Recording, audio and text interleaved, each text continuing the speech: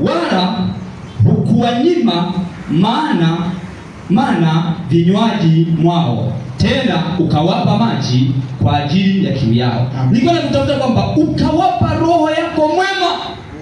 Jamani, Yesu asifiwe. Amina. Ili huyo roho awaelimishe kwamba jamani, mnatakiwa kwenda hivi. Si vyepesi mtu yoyote kuyajua maandiko bila kufunuliwa na roho. Jamani, Yesu asifiwe. Ndio maana walio wengi wanapotea kwenye maandiko kwa sababu wanasoma lakini hawana mwangaza wa roho. Jamani, hii Biblia imeandikwa na waandishi wakisimamiwa na roho, na huyo ndio mwenye uwezo wa kuyafasiri maandiko sababu ndio msimamizi mkuu. Amen. Kwa hiyo Musa anaandika, Mungu anasema, Musa anasimulia, Nehemia anasimulia kwamba pamoja na kwamba waliasi wakafanya mambo wafanya shingo ngumu mpaka wanatafuta jemadari warudishe kule, wewe bado hukuacha. Ulichokifanya uliwaachilia roho yako. Anasema roho yako mwema ukawapa kwa makusudi ya kuwaelimisha kwamba mnachotaka kukifanya kurudi huko sio mpango ambao umewafanya mtoke huko. Ninyi mnapaswa kusonga mbele tu bila kujali kinachotokea. Kwa sababu kama si mbaya, wasemaji mnajua wiki sasa hiki ni baada ya kuwa wapelelezi wameleta taarifa. Ambia jamani, ile nchi inakula watu. Sasa inakula watu, nyinyi mmetokaje, mmeponaje? Na mtakiwa mlio msirudi. Ndio tukajua inakula watu. Sasa mmepita katikati mpaka matunda umetuletea. Mnasema inakula watu. Jamani, Bwana tusaidie sana. Roho Mtakatifu anaonyeshwa pale kwamba alikuwa anawajibika katika kuwaelimisha. Mungu anapotoa maagizo, Musa anapokuwa anazungumza, Roho Mtakatifu anaoperate ndani ya Musa ili kuweka msukumo wa hayo maandiko, hayo maneno yaingie kwenye mioyo ya Waisraeli ili wayapokee na kuyaishi. Amen. Bila Roho Mtakatifu hakuna sehemu kuishi maandiko, rafiki yangu. Haiwezekani.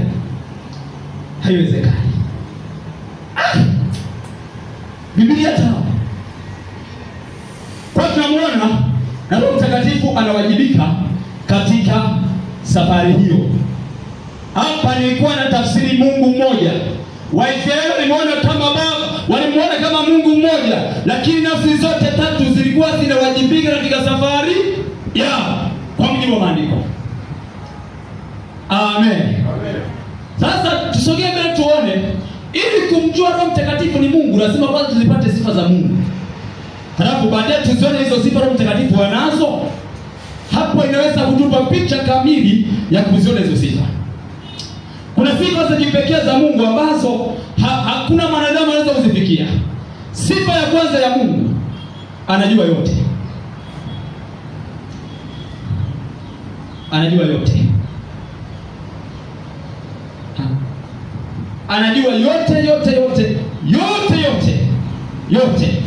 Hiyo ni sifa ya kwanza. Na inapatikana katika Zaburi, hapo sasa tutasoma mwenyewe. Zaburi 139 mstari wa kwanza hadi wa 4. Mwandishi anasema, mwimbaji anasema, Bwana umenichunguza, umenijua tokea mbali. Unajua kwenda unaona kurudi, hakuna neno lolote limenao usilolijua. Yaani yote Bwana unayajua. Anatuonyesha kwamba sifa ya kwanza ya Mungu, anajua yote. Amina. Utaongeza pia na kitabu cha Isaya 46 mstari wa 10. Isaya 46 mstari wa 10 na Yeremia sura ya kwanza mstari wa 5. Hiyo yetu isome sasa. Ingawa tunataka tukisoma na sasa tuisome. Utaongeza Isaya 46 mstari wa 10 lakini na Yeremia sura ya kwanza mstari wa 5.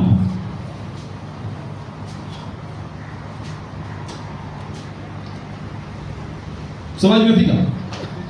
Soma rafiki. Neno la Mungu linasema, kabla sijakuumba katika tumbo nalikujua. Na kabla hujatoka tumboni nalikutakasa. Nimekuweka kuwa nabii wa mataifa. Amen. Mungu anamwambia Yeremia, kabla sijakuumba nalikujua. Sasa kama alikuwa hajaumbwa, anamjua alikuwa wapi. nilipokuumba na wewe ndani ya tumbo la mama yako, nikakutakasa hata kama hujafanya dhambi, nikakupa utakaso. Mimi nikasema hivi, hata Paulo amesema kwenye Efeso kwamba Mungu alitujua akatuchagua kabla ya kuwekwa misingi ya, kwa maana nyingine kwamba tulikuwepo kwenye mawazo ya Mungu kama watu waliokuwepo, lakini kabla hatujatokea. Amina. Unaonaje mtu anapojenga nyumba? Sana yona kwenye mawazo, lakini uhalisia, lakini sema nyumba yangu itakuwa hivi na ramani korido. Mchungaji bwana nionyesha ramani ya kanisa hii, nikasema hii iko sawa, lakini ukiangalia sivyo ilivyo, lakini anaiona. Kwa hiyo na Mungu anamwambia Yeremia, sijakuumba, ulikuwepo na nilikujua, na kazi ya kukuumba nikakutakasa, kwa sababu kulikuwa na kusudi. Akiwa anajaribu kupata ile maneno ya kujitetea, utambua hivyo kwamba kabla hujakuwepo alikujua, na mimi nikutangazia hivi, kabla hujakuwepo Mungu alikujua. Amen. Kwa sababu hajatokea hivi tu. Hii ni sifa ya Mungu kwamba anajua yote. Amina. Sifa ya pili, anaweza yote. Anaweza yote. Hii ni sifa ya pili ya Mungu, ya kwamba hakuna jambo lolote asiloliweza. Yote anaweza. Yote anafahamu. Hakuna jambo lolote ambalo Mungu haliwezi. Yeremia 32 mstari wa 26 na 27.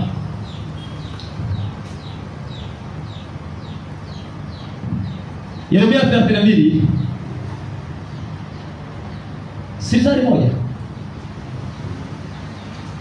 Soma mtumishi. 32 mstari wa 26 na 27.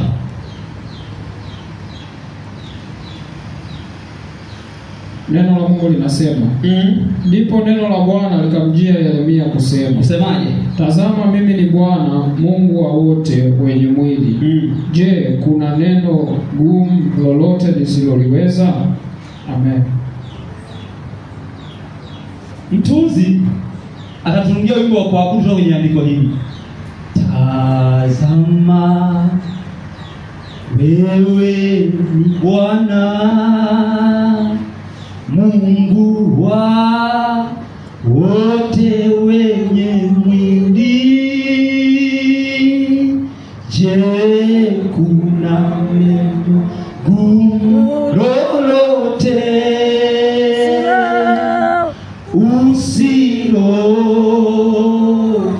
usiloliweza? Jamani, Yesu asifiwe. Hii ni sifa ya Mungu. Anamwambia Yeremia, anasema mimi ndio Mungu wa wote, wanadamu wote wenye mwili na vitu vyote vilivyopo vinavyopumua na vyenye uhai. Sasa kuna jambo moja la kujiuliza. Hivi leo nafikiri kuna jambo lolote tunalodhani kuwa ni gumu ambalo mimi siliwezi?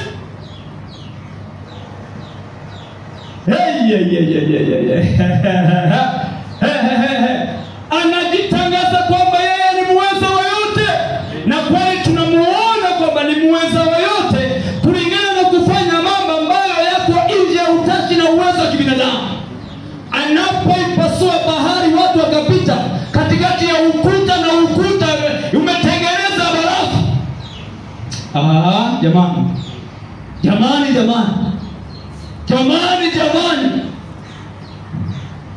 Sanaweza.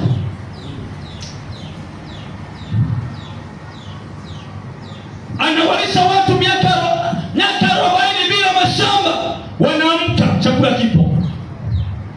Tena weka utaratibu, msichukue zaidi ya uwezo wa mlo wa siku. Na kawaida ya wanadamu wanataka kuweka na akiba, kwa wanachukua zaidi. Mungu anawaambia, niliwaambia msichukue. Hata kama mmechukua ninawasamehe, lakini hakiriki. Mnatakiwa kupata kipya kila wakati, maana mimi ni Mungu nisiyeweza shida na chochote. Wala msifikiri kwamba mkipata leo kesho mtakosa. Chukueni leo mle, kesho mnacho, kesho mnacho. Msijiwekee akiba.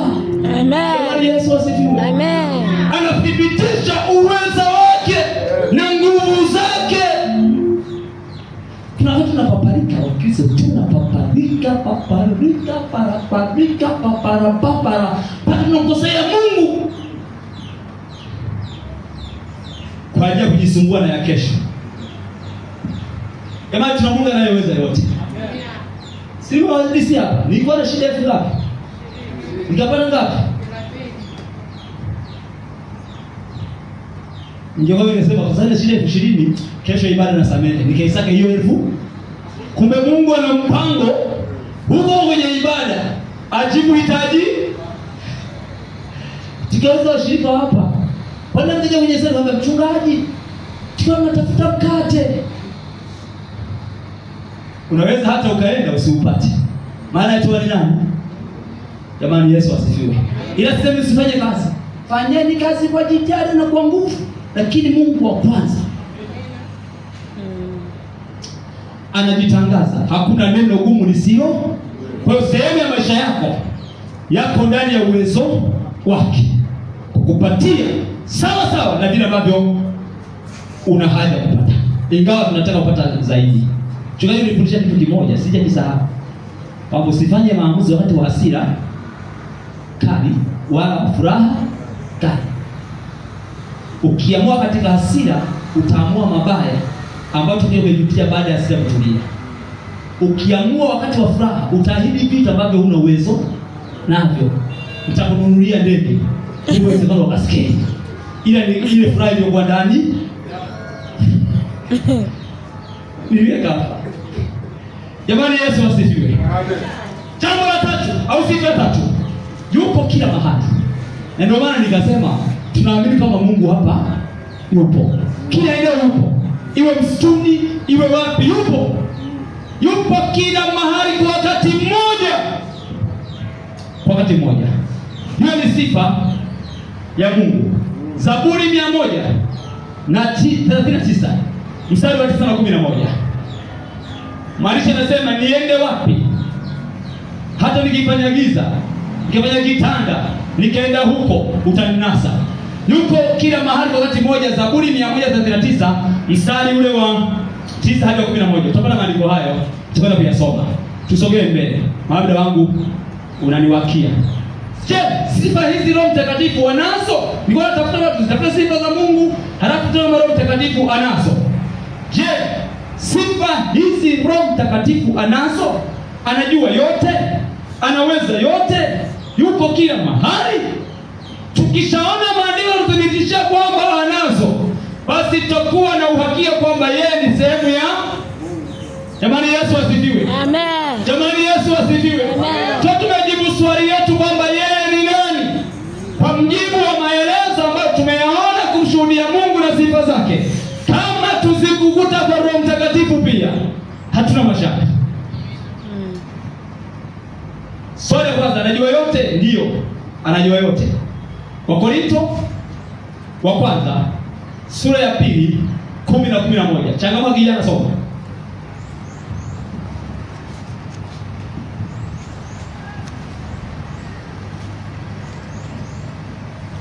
Neno la Mungu linasema, nasemaje? Lakini Mungu ametufunulia sisi kwa Roho.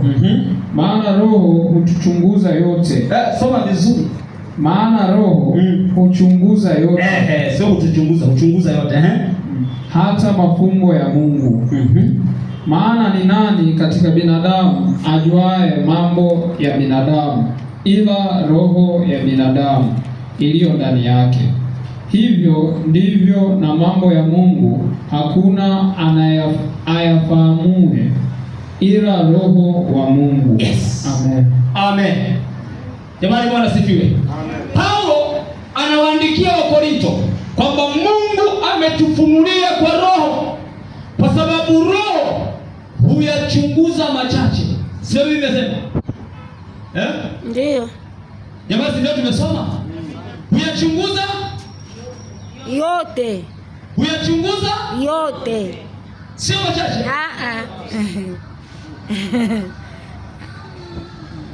Mswedish. Sio unasema hivyo? Maana Roho chunguza. Sasa Chefresh anasema kwamba mpaka mafumbo ya Mungu. Yaani yale yanayokaa kwamba ni mafumbo, Roho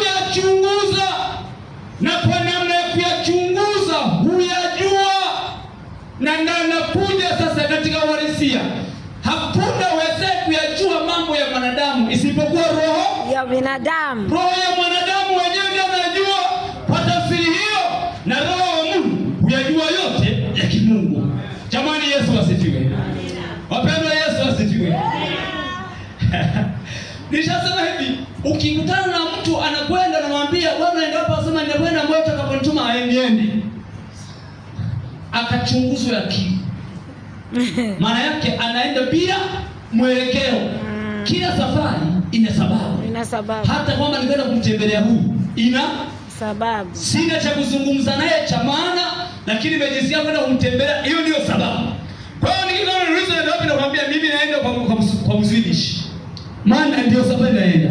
Sasa moyo utakaponituma naenda hapo. Haiwezekani. Haiwezekani. Jamani, Yesu asifiwe. Jamani, Yesu asifiwe. Amen. Kwa hiyo Paulo ndipo onyesha kwamba huyu roho anajua yote, ndio maana kwa sababu yeye yote anasema Mungu ametufunulia kwa huyo.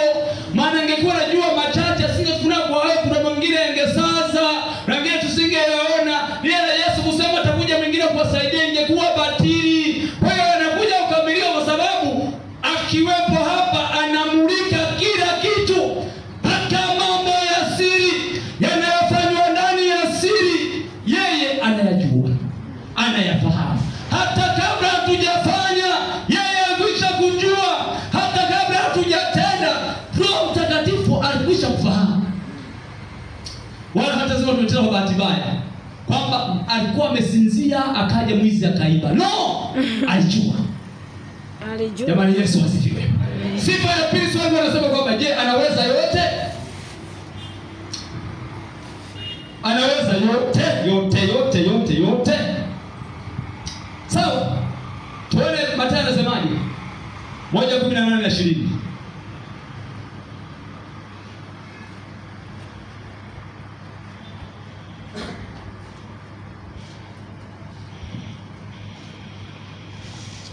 Soma kijana wangu, muda. Mathayo 1:18. 18 mpaka 20. Neno la Mungu linasema, kuzaliwa kwake Yesu Kristo kulikuwa hivi. Mariamu mama yake alipokuwa ameposwa na Yusufu, kabla hawajakaribiana alionekana ana mimba kwa uweza wa Roho Mtakatifu. Kwa uwezo wa nani? Wa Roho Mtakatifu. Kwa Roho Mtakatifu anaweza kuumba, si ndio? Acha kukaa basi. Anaweza kuumba. Sasa kama anaweza kuumba, kama aliweza kumpanda Yesu ndani ya tumbo la Mariamu, nipa sio wewe kuweka mti. Ndio jamani.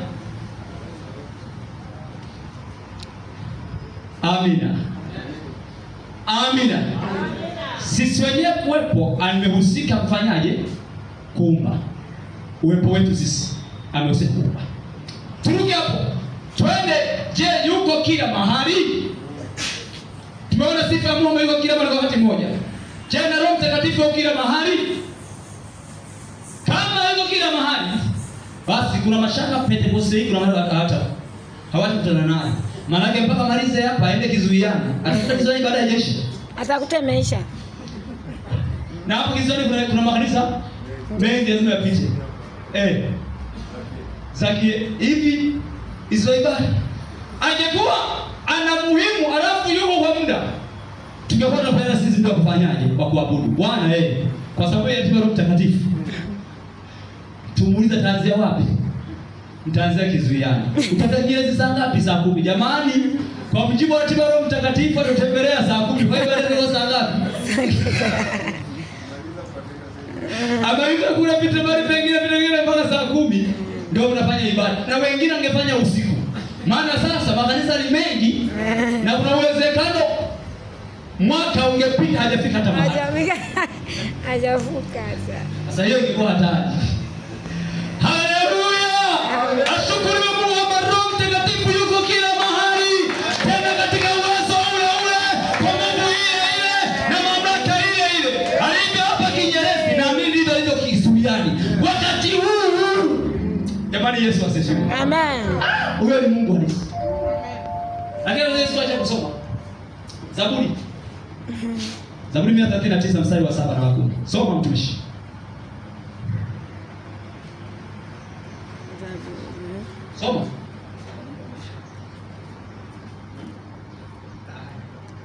Soma, nimepata ruhusa kumalizia kipengele. Soma mtumishi. Hujafika? Mbona ulikuwa unafanya vizuri? Mstari wa 139 mstari wa 7 hadi mstari wa 10. Amen. Neno la Mungu linasema. Nasemaje? Niende wapi nijiepushe na roho yako? Niende wapi? Achata hapo. Achata hapo ndio inatosha. Mwandishi anasema niende wapi ili nijiepushe na roho yako? Nikimbilie ufunguni? Au niende wapi Kigoma? Ipo wako. Au niende wapi Msumbiji? Ukienda Amerika utamkuta tu. Au niende labda Marekani hajafika? Yupo huko. Anasema kuna mahali ambapo anaweza kwenda nikajificha huyo roho asinione. Yupo tu. Haleluya. Na mtu pekee mwenye sifa ya kuwa kila mahali kwa wakati mmoja tumemwona ni nani? Ni Mungu. Wengine tuna mipaka. Nikiwa Kinyerezi yenyewe sio Kinyerezi yote. Sio Kinyerezi yote. Yaani ni hapa nilipo. Hata barabarani sipo. Lakini kama Roho Mtakatifu anaulizwa niende wapi niweze kujiepusha na hiyo roho? Ni wapi ambapo naweza nikaenda? Kuna ujinga ambao Wakristo wengi wanao. Baadhi wa Wakristo akitoka mahali alipopaishi anapojulikana kama Mkristo, akishahamia mahali ambapo hajulikani anajichanganya kama mtu wa mataifa, kwamba kisa wanaonijua anasahau kama roho yuko. Anajisahaulisha. Wengine wanasema anajitoa akili, anajizima data, kwamba mwenye mamlaka juu ya maisha yake aweze kumhukumu anamuona. Jamani, Yesu tusaidie sana. Tuna wajibu wa kumtafuta Roho Mtakatifu kwa juhudi zote. Tuhakikishe tunampata. Tena sio kidogo, kiwango kingi. Roho Mtakatifu kinavyo una nini hivi anavyokuwa ndani yako, anavyojikuza, anavyokukuza ndani yako, unapata uelewa, unapata ufahamu, unapata ujuzi, unapata nguvu, unapata maarifa, unaongezeka mpaka unakuwa tishio kwa kambi ya shetani. Ukipita watu wanakuona wewe ni hatari. Hiyo ni ushaona Mkristo anapiga mahali mpaka wachawi waliomtawala wanazizima. Hiyo wote wanakoma kabisa. Zizima kabisa. Kuna mtu ameingia hapa sio mwenzetu. Halafu hata hujajitambulisha. Bado tukua utisho wako ndani yako. Unamulika mashetani yao yanaona, jamani, hili anga limevamiwa. Amen. Kuna kitu kimeingia humu ndani, tena ni hatari. Ndio. Nakwambia Pepo akasemaje? Ingawa sipendei sana kusikiliza Pepo. Tunapoambia wenye maombezi usisikilize Pepo. Pepo anaweza kawavuruga. Ndio, akavurugika. Halafu unashindwa na nini? Na kuomba. Pale Kijichi miaka ya nyuma, nikawa niko pale Kijichi siwezi nipata taarifa. Walikuwa wanaombea Pepo. Vijana wamezunguka. Toka kwa jina la Yesu. Pepo akasema, yaani ninyi nyote ulioko hapa, mtu mmoja tu ndiye ananisumbua. Wale waombaji waweza kutafakari ni mimi au ni nani? Tasha ndio kwenye nini? Kwenye mudi wa maombi. Yaani hamna chochote. Yaani wale wote hamna. Utaomba tena. Kisha muruka. No. Yaani mchungaji kujua technique ya kuomba kuuza Roho Mtakatifu ni nzuri sana. Unamuuliza Pepo, umetoka wapi? Umetumwa nani? Akamwambia mtoka baba yako. Utaomba tena. Hapana. Ndio baba ni mchawi. Tayari. Anaweza manake ni Mungu. Anaweza ngopea si ndivyo, lakini anaamua kusema ili kuondoe tu.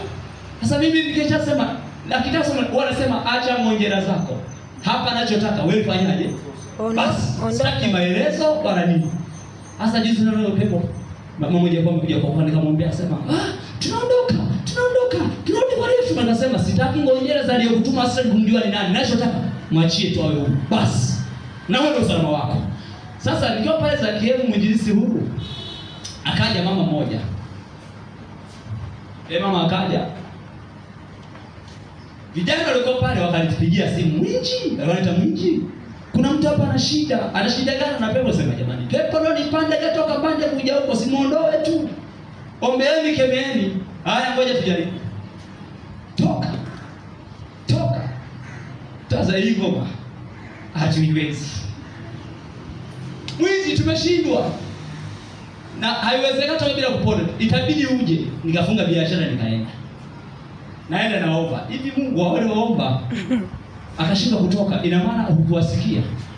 Mimi ni nani mpaka unisikie nitoe pepo? Naomba tusidhalilishane. Haya mambo yangu yenye gani? Tafadhali tusifanyeje? Tusidhalilishane. Maadamu umesema tuko mamlaka, naenda nataka hiyo mamlaka yako nione itumike. Fika pale. Na mimi nikaanza toka. Alivyopanda akasema, mnajitahidi. Mna Yesu mmoja tu. Sisi ndani tu kwa kijiji. Mnafikiri unaweza kututoa? Anasema, ni kijiji. Na Yesu ni mmoja. Sawa. Mwambie Yesu jitetee.